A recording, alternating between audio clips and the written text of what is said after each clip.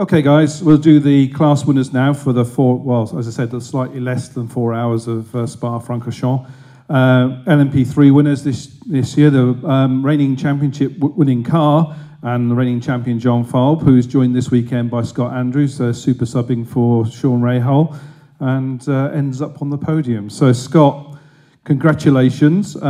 Did you expect this at the beginning of the weekend after we spoke? I don't think you did. Yeah, thanks. Well, no, I didn't exactly expect a win. I certainly thought that combined John and I could definitely get a good result, given that John's pace throughout the weekend, and I was really starting to come to grips with the car, especially by quali.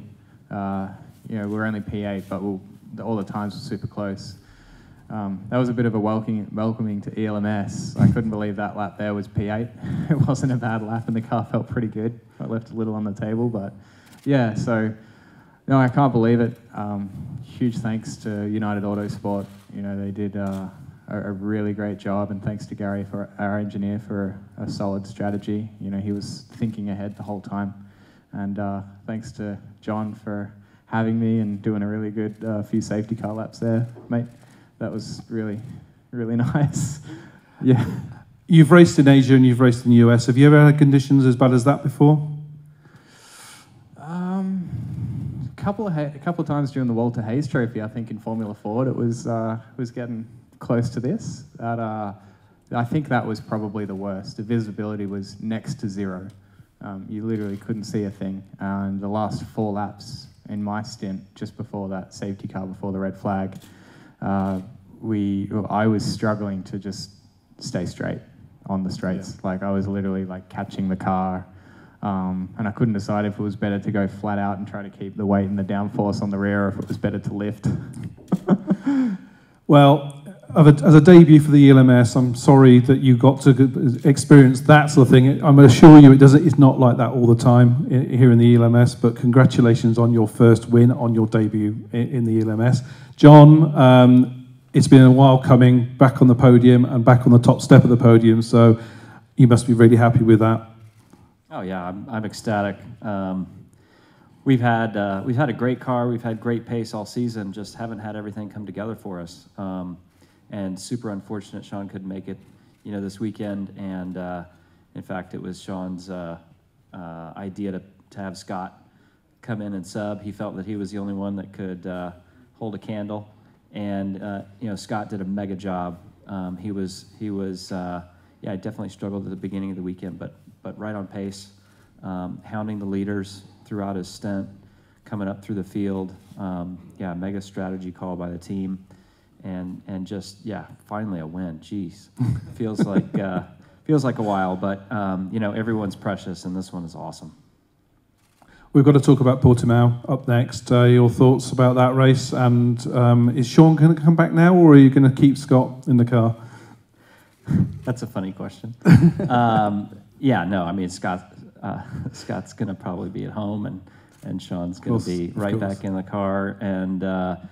There's a long shot that we could actually pull out a championship win, or certainly a top 3 if we win there, and who knows what happens with everybody else. So we'll keep pushing as hard as we can. I love that track.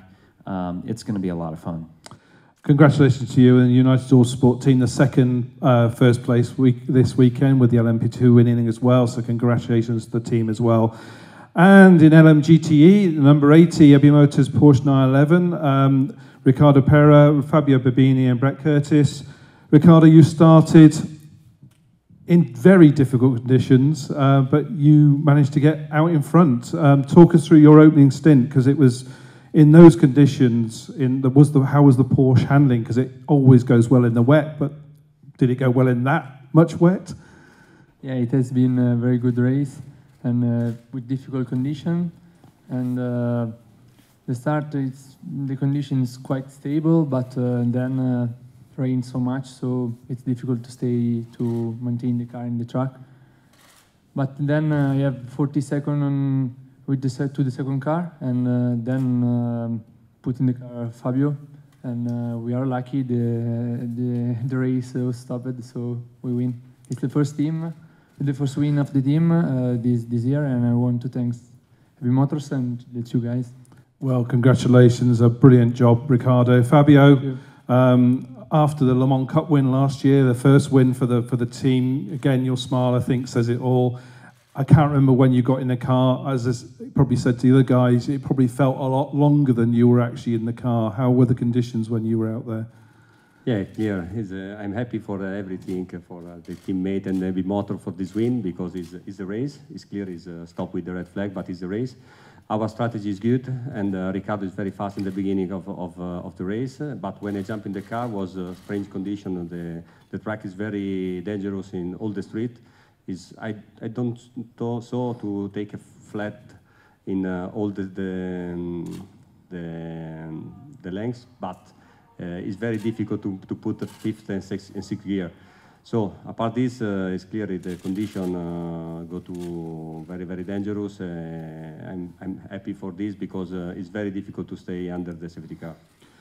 Brett, I know you probably, as I said to the guys that didn't get in the cars, it was the easiest part of the weekend, but I'm sure it wasn't from where you were sitting. As a driver, you want to be in the car, but were you thinking, what was going through your thoughts when you were watching these guys out there?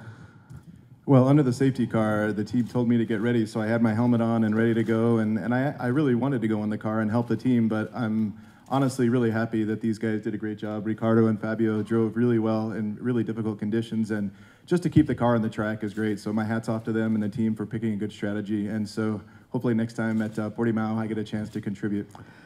And they say the win, it's a win. It doesn't matter how it was done, you have to finish first, and you finished first this weekend, so well done on that. Can you just, your thoughts on Portimao, the final race, what the track, and your thoughts on that, on where we're going? Portimao is going to be the first time I've ever been there, so I'm looking to learn a lot from my teammates here. And but I'm really looking forward to a good race. I think the Porsche should be strong there. And it looks like a really interesting track for me. I've done a little bit of studying on it so far, so hopefully we'll have a good chance and we can repeat another win.